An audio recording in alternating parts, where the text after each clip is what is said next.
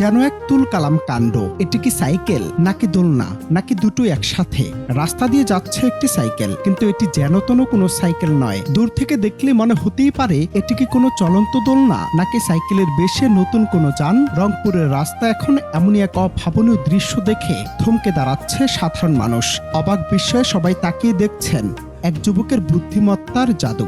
তিনি রংপুরের সাবেদ আলী।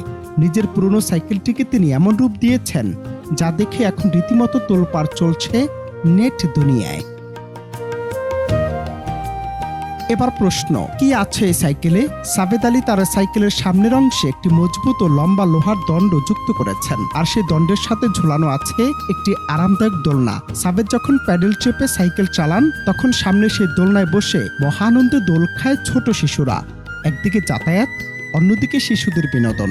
একই সাথে দুই কাজ করার এই দেশি বুদ্ধি এখন জেলা জুড়ে আলোচনার কেন্দ্রবিন্দু। মানুষকে বলছেন সাবেদ আলীর ম্যাজিক সাইকেল।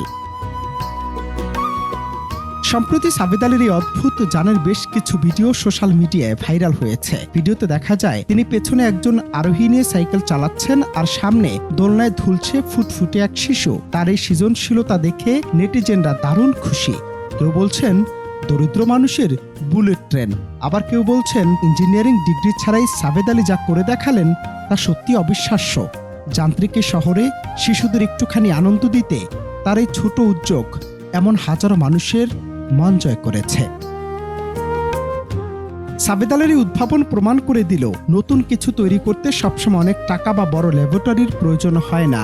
দরকার শুধু একটুখানি ইচ্ছাশক্তি আর সৃজনশীল মস্তিষ্ক। তার এই উদ্ভাবন হয়তো বড় কোনো বৈজ্ঞানিক আবিষ্কার নয়, কিন্তু এর মাধ্যমে তিনি যে অনাবিল আনন্দ বিলিয়ে দিচ্ছেন তার মূল্য হয়তো অনেক।